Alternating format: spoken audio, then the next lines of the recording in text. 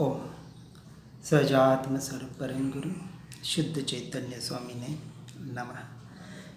स्यद्वादिनय षट द्रव्य गुण पर्याय और प्रमाण का जड़ कर्म चेतन बंध का अरु कर्म के अवसान का कह कर स्वरूप यथार्थ जग का जो किया उपकार है उसके लिए जिन वाणी माँ को वंदना शतवारे है, वंदना शतवारे है।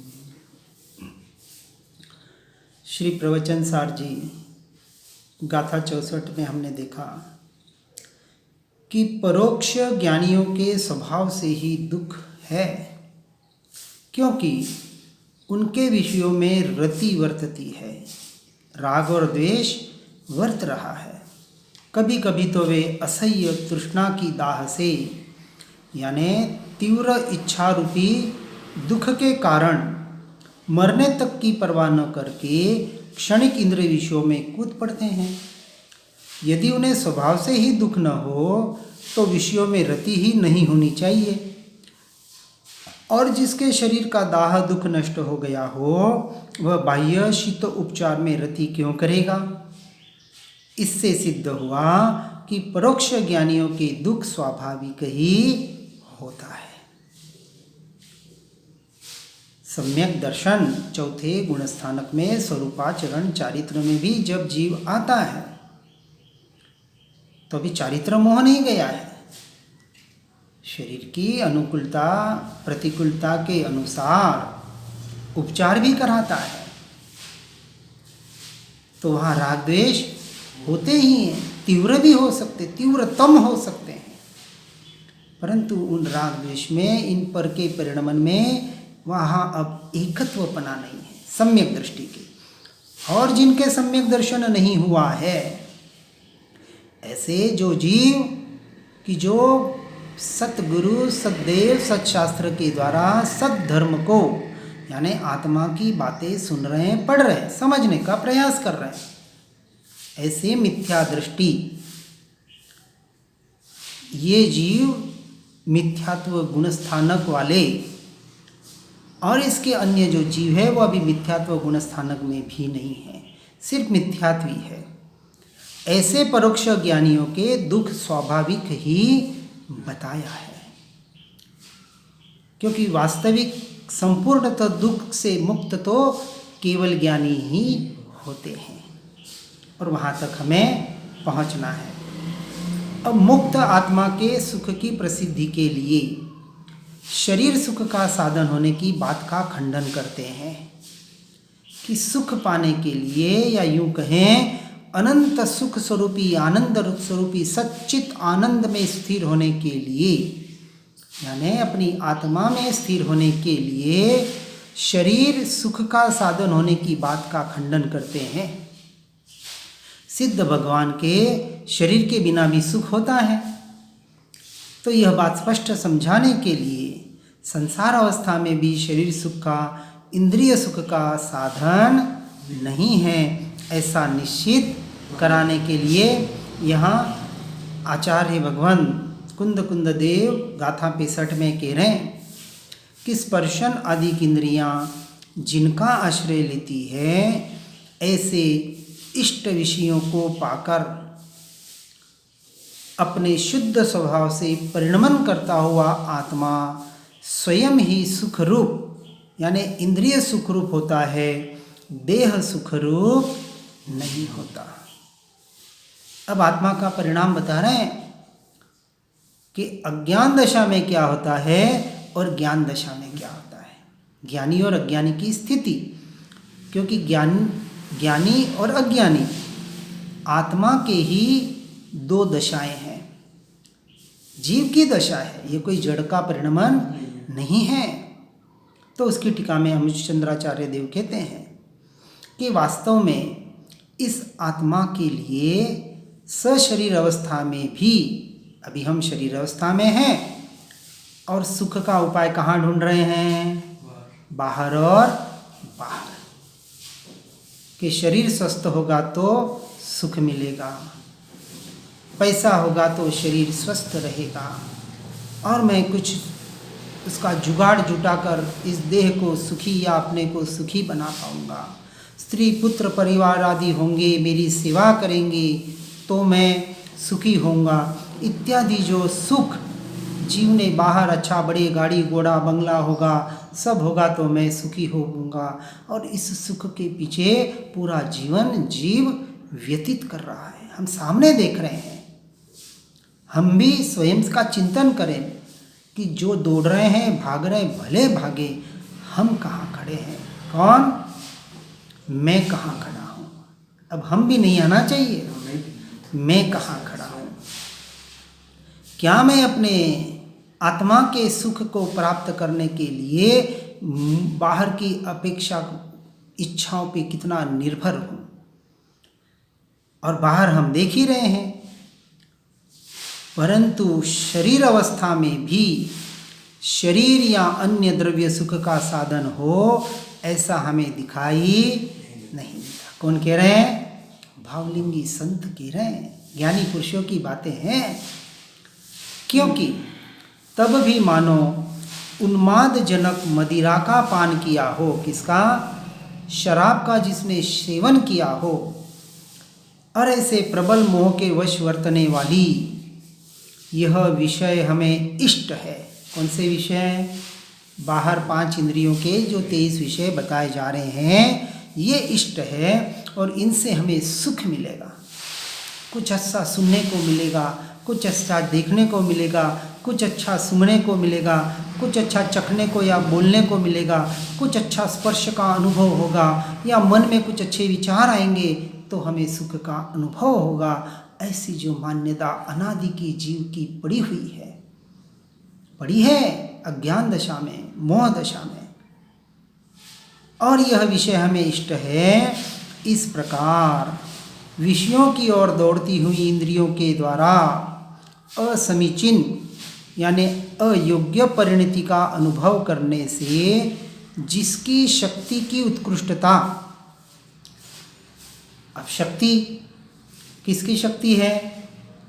दोनों की शक्ति है। जड़ की अपनी शक्ति है और जीव की अपनी शक्ति है। वीर्य गुण ये क्या है? इसकी शक्ति है, अनंत शक्ति जीव में पड़ी है। इंद्रिय सुखरूप परिणमन करने वाले आत्मा की ज्ञान दर्शन विद्यात्मक स्वभाव की उत्कृष्ट शक्ति रुक गई है। क्या कहा? आत्मा की यानी मेरी ज्ञान दर्शक विद्यात्मक स्वभाव की उत्कृष्ट शक्ति, मेरी जो शक्ति है अनंत वीर्य है, और उसके द्वारा जो मुझे पुरुषार्थ करना था, किस लिए करना था? अपने स्वरूप में, स्वभाव में अनंत काल के लिए लीन होने के लिए, परंतु वह शक्ति अब रुक गई है अज्ञान दशा के कारण। अर्थात व्यवहार की अपेक्षा से कहें तो स्वभाव शुद्ध हो गया है। व्यवहार की अपेक्षा से, निश्चय से तो हुआ ही नहीं, शुद्ध शुद्ध है, लेकिन पर्याय की अपेक्षा से स्वभाव में मलिनता है, आ गई है।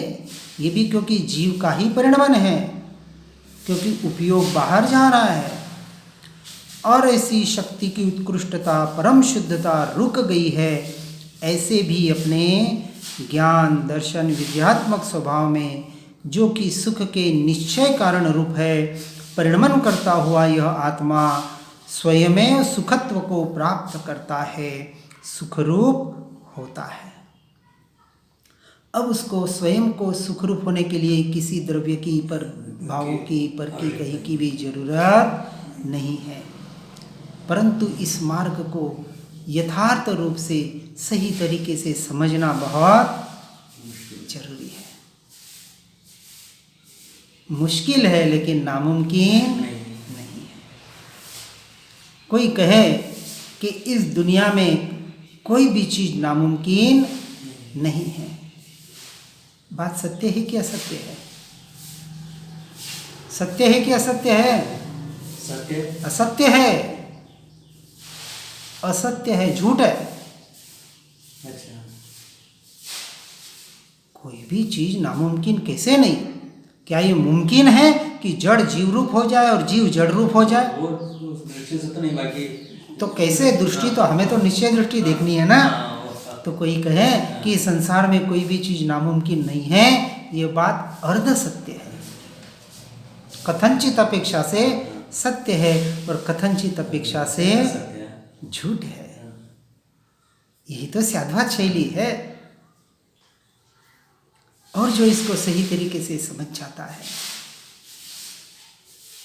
मुझ में रहने के लिए पर द्रव्य, पर भावों की, पर समय की अंश मात्र भी अपेक्षा नहीं, यह मुमकिन है, 100% मुमकिन है। यह शाश्वत सत्य है।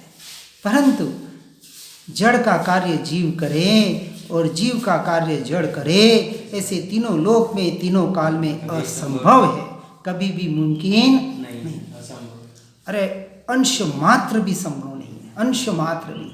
पहली बात तो 100% संभव थी, और यहाँ कह रहे अंश, कोसों कोसों तक इसका कोई संबंध नहीं है जड़ का और जीव का। यही तो सर्वोत्कृष्ट बात वितराग परमात्मा की वाणी में झलक रही है, आ रही है। और इसको जो समझ जाता है, अब वो अपने सुख को प्राप्त करने के लिए, अपने आनंद को, सच्चित आनंद स्वरूप को प्राप्त करने के लिए किसकी अपेक्षा करेगा? अब वो निरपेक्ष हो जाएगा। पता है सब कुछ मुझ में ही रहा हुआ है, बाहर अंश मात्र भी मुझे कोई करा नहीं सकता। अरे जब यहाँ तक कह दिया निश्चय की अपेक्षा से कि सद्देव, सद्गुरु, सतशास्त्र भी ये हमारा परिणमन नहीं करा सकते, तो अन्य की तो बात क्या कहें। इसलिए इस बात को हमें गहराई से समझना है। तो यहाँ बता रहे हैं कि ऐसा ज्ञान दर्शित वीर्यात्मक स्वभाव में, जो कि सुख के निश्चय कारण रूप है, परिणमन करता हुआ यह आत्मा, कौन? यस, आत्मा आ जाए वहाँ। मैं, मेरी बात हो रही है, कोई आत्मा फात्मा की नहीं हो रही है। ये आत्मा आत्मा आत्मा, कौन आत्मा? कहाँ है आत्मा? अरे ढूंढो, खोजो। अरे कहाँ खोजने की जरूरत है भैया, कहाँ ढूंढने की जरूरत है? तू स्वयं है, तू स्वयं परमात्मा स्वरूप है। कहाँ ढूंढने जा रहा है परमात्मा को? कहीं ढूंढने की जरूरत नहीं है। आज दिन तक धर्म के नाम पर भी बाहर मंदिरों में, मस्जिदों में, चर्चों में, तीर्थ क्षेत्रों में कहाँ कहाँ नहीं ढूंढा। कोई पैदल ढूंढता है, कोई लौट के ढूंढता है, कोई कैसे कैसे कैसे तरीके अपना रहे हैं, और उसमें देख रहे हैं कि हमें परमात्मा कहीं मिल जाएगा। और बहुत जने दावे भी करते हैं कि हमें परमात्मा मिल गया। बहुत अच्छी बात है भाई, हम यही चाहते हर को परमात्मा मिले। हमारा मार्ग अध्यात्म का मार्ग, ये वितराग परमात्मा का शासन, सारी खोजों से दृष्टि को हटाकर कहता है, हे मूर्ख, अब खोजना बंद कर दे। बहुत खोज लिया, इन सब से पर द्रव्य, पर भावों से अपने दृष्टि को हटा ले। जो ये अशुद्ध स्वभाव में परिणमित आत्मा, ये अज्ञान दशा, ये मिथ्यात्व दशा ही स्वयमेव इंद्रिय सुखरूप होता है, उसमें शरीर कारण नहीं है। ये इंद्रियां, मन, वचन, काया ये कारण नहीं है। तेरी ये मिथ्यात्व बुद्धि, तेरा ये दर्शन मोह, तेरी ये अज्ञान दशा कारण। यानी दोष किसका है? स्वयं का दोष है। हूँ तो दोष अनंतनु भाजन छू करुणा। अरे अनंत दोष नहीं है मुझ में, ये तो बता दिया अपेक्षा से। एक दोष में अनंत दोष आते हैं, ये मिथ्यात्व रूपी महादोष एक समय में निकलता है। कितना? एक समय, लेकिन वो समय लाने के लिए अनंत समय, अनंत काल बीत जाता है। और जीव भटक रहा है इस सम्यक दर्शन के नाम पर, मुक्ति के नाम पर, मोक्ष के नाम पर, धर्म के नाम पर। इसलिए हे जीव, सही बात को समझ ले, कि यह इंद्रिय सुखरूप जो आत्मा का परिणमन हो रहा है उसमें भी शरीर कारण नहीं है। आत्मा की ये वैभाविक शक्ति वहाँ काम कर रही है। ये विभाव रूप परिणमन, ये अज्ञान दशा, ये मिथ्यात्व सबसे उसका बड़ा कारण है। ये जड़ विचारे क्या करें? जड़ विचारे हैं, लेकिन हमने जीव को विचारा बना दिया, राजा को रंक बना दिया। किसने? हमने स्वयं ने अपने आप- स्वयं ने। कोई बनाने वाला नहीं है। बाहर तो बड़े से बड़े चक्रवर्ती भी, करोड़पति भी रोड पे आ जाते हैं। वो कर्म का उदय है, कर्म के उदय के परिणमन है, वहाँ घटित होता है। लेकिन स्वयं राजा से जो रंक बना हुआ है, इसमें किसी का भी दोष नहीं है, स्वयं स्वयं का दोष है। तो दोष किसको निकालना पड़ेगा? स्वयं को निकालना। स्वयं को निकालना पड़ेगा। और कौन सा दोष निकालना है? मिथ्यात्व। मिथ्यात्व, अज्ञान दशा। जिस क्षण जिस समय ये मिथ्यात्व की पर्याय व्यय होगी संपूर्णतः, उसी क्षण उसी समय, एक समय में ये संकित प्रकट होगा। एक समय का काम है। और फिर जीव कहेगा हूँ तो गुण अनंत नो। अब भजन नहीं है, अब करुणा का पात्र नहीं है, तो अनंत गुण का स्वामी बन गया। पात्रों अनंत। हाँ, अब जो अनंत गुण जिसने पा लिए वो कैसे भाजन बनेगा करुणा का? भाजन यानी पात्र, हाँ, वो करुणा का पात्र नहीं है। ज्ञानी पुरुष करुणा के पात्र नहीं है, चाहे चौथे गुण स्थानक वाले भी क्यों ना हो। इसलिए इस बात को गहराई से समझना है, क्योंकि सुख रूप परिणति और शरीर सर्वथा भिन्न होने के कारण, अब देखना, ये जो आनंद और सुख परद्रव्य पर भावों में भी जो आ रहा है, पर वो सुख और आनंद आ कहाँ से रहा है? यदि रसगुल्ला, मिठाई, हमें जो चीज पसंद है, पांच इंद्रियों के विषय भोग जब भोगते हैं, और जब ऐसा कहते हैं कि आज बहुत आनंद आया, आज मजा आया, लेकिन ये आनंद मजा आया कहाँ से? रसगुल्ले से, इंद्रियों से? अरे यदि इंद्रियों और रसगुल्ले से आनंद आया तो मुर्दे को भी आनंद आना चाहिए। लेकिन उसको रसगुल्ले खिला दो, कि उसको एसी में बिठा दो, कि उस मुर्दे की पूजा करो, कि उसको अग्नि में जला दो, कोई फर्क नहीं पड़ता। ये जो अनुभव करने वाला जो तत्व भीतर में बैठा हुआ है, जो पर के अनुभव को अपना मानने की भूल कर रहा है, अनादि से कर रहा है, यदि वो इस बात को स्वीकार करे कि ये सुख रूप परिणति और शरीर की क्रिया, मन वचन काया की क्रिया, यह सर्वथा भिन्न होने से यह मेरा स्वरूप नहीं है, इतना विचार कर लिया, भेद ज्ञान हो गया। तो मेरा स्वरूप क्या है? मैं ज्ञानानंद स्वभावी। और यदि अपने आनंद की ओर, अपने ज्ञान स्वभाव की ओर दृष्टि करे, तो सुख और शरीर में निश्चय से किंचित मात्र भी कार्य कारणता रहे नहीं। व्यवहार की अपेक्षा से कार्य कारण संबंध, निमित्त नैमित्तिक संबंध बहुत बहुत बहुत कुछ शास्त्रों में बताया है, भेद प्रभेद करके। भेद प्रभेद है नहीं है, लेकिन समझाने के लिए साधवाद की शैली से, नए निक्षेपों के आधार पर, सप्तभंगी के आधार पर, कि जीव किसी भी तरह से एक बार समझे, उस तत्व का निर्णय करे, और एक बार समझ जाए तो फिर इनकी जरूरत है किसी की जरूरत नहीं है। और समझेगा कब? स्वयं पुरुषार्थ। जब तक नयाति क्रांत और पक्षाति क्रांत नहीं होगा। मत, कुल, परंपरा हमारी आग्रह है, ये मताग्रह, कदाग्रह, दुराग्रह, सत्याग्रह, क्या क्या आग्रह हमारे पड़े हुए हैं, वो जब तक जड़ मूल से नहीं निकलेंगे। समय सार जी की गाथा में बताया कि मैं एक शुद्ध स्वरूपी आत्मा, मेरे आत्मा के अनंत गुण, असंख्य प्रदेश, इसके अलावा एक अणु मात्र भी इस संसार में, इस सृष्टि में मैं नहीं और मेरा नहीं, इसका निर्णय कर लो। तो द्रव्य गुण पर्यायात्मक, ऐसा नहीं कि आत्मा भिन्न, द्रव्य भिन्न, गुण भिन्न, पर्याय भिन्न। ये तो अपेक्षा से समझाने के लिए सब बताया जाता है कि जीव उसमें अटक न जाए, उन गुणों में न अटक जाए, पर्यायों में न अटक जाए। लेकिन आत्मा मैं कैसा हूं, द्रव्य कैसा है, अखंड अभेद त्रिकाली ध्रुव तत्व। तो ज्ञान का विषय कुछ भी बने, कुछ भी बने, लेकिन दृष्टि का विषय वो अभेद अखंड एक ध्रुव तत्व जब तक नहीं बनेगा। और वो कब बनेगा?